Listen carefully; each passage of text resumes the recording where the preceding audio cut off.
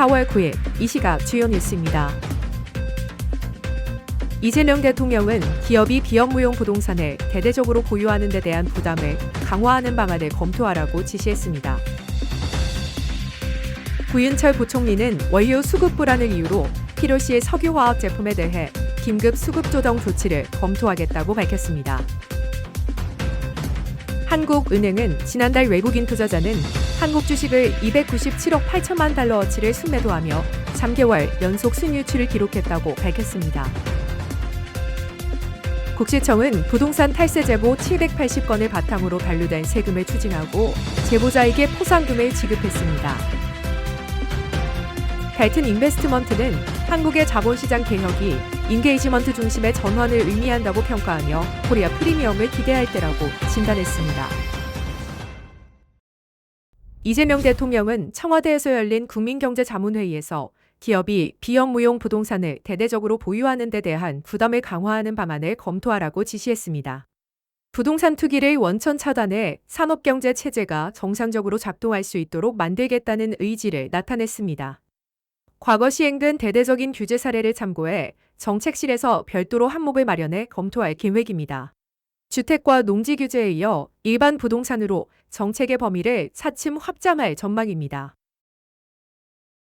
구윤철 부총리 겸 재정경제부 장관은 중동전쟁 영향으로 원료 도일의 불확실성이 커진 석유화학 제품에 대해 필요시 긴급 수급 조정 조치를 검토하겠다고 밝혔습니다. 그는 필름과 비닐 생산 현장을 방문해 원료 수급과 생산 상황을 점검했으며 정부는 나프타에 대해 이미 긴급 수급 조정 조치를 시행 중입니다. 아울러 정부는 나프타 수입 단가 차익 지원과 대체 수입선 확보에 집중하며 공급망 안정화를 위한 법적 조치 및 시장 교란 행위 감시에 나서고 있습니다. 납품대금 연동제 정착과 금융 지원 확대를 통해 원재료 가격 상승으로 어려움을 겪는 중소기업 지원에도 힘쓰고 있습니다.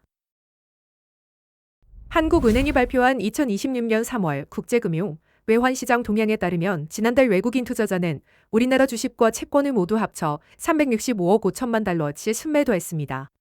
주식은 297억 8천만 달러어치 순매도로 3개월 연속 순유출을 기록했고 채권은 67억 7천만 달러어치 순유출로 5달 만에 순유출로 전환했습니다. 한은은 주식시장에서는 차익 실현 매도와 중동 지정학적 리스크로 인한 위험 회피 심리가 순유출을 확대했다고 설명했고 채권 시장에서는 국고채 만기 상환과 낮은 차익거래 유인에 따른 재투자 부진이 원인이라고 밝혔습니다. 국세청은 작년 10월 설치한 부동산 탈세 신고센터에 대해 지난달 말까지 총 780건의 제보가 접수됐다고 9일 밝혔습니다.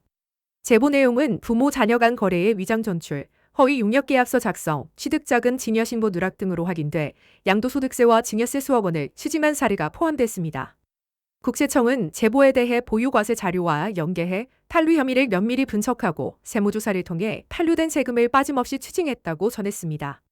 국세청은 일반 국민의 자발적 신고와 제보가 부동산 탈세 근절과 공정한 과세 질서 확립에 중요한 역할을 한다고 강조했습니다. 글로벌 자산운용사 벨튼 인베스트먼트는 지난 7일 발간한 보고서에서 한국의 자본시장 개혁을 긍정적으로 평가했습니다. 벨튼은 주주 관여 중심 펀드 매니저들의 기회를 주목하고 주가 조작, 회계 부정에 대한 엄격한 처벌, 부실기업 3장 폐지, 인수합병 제한 의무 공시 등 4대 핵심 개혁 과제를 강조했습니다.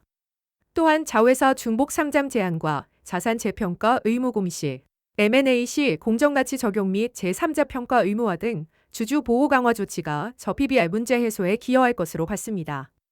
벨튼은 이러한 정책 제안들이 인게이지먼트 중심의 가치 투자로의 전환을 의미할 수 있다며 코리아 디스카운트 해소를 넘어 코리아 프리미엄을 기대할 시점이라고 진단했습니다.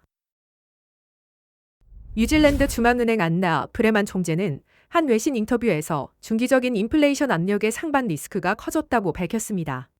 브레만 총재는 근원 인플레이션과 기대 인플레이션, 임금 상승 등 중기 인플레이션 징후를 면밀히 주시하겠다고 전했고 근원 인플레이션이 상승하기 시작하면 단호한 조치를 취할 것이라고 말했습니다.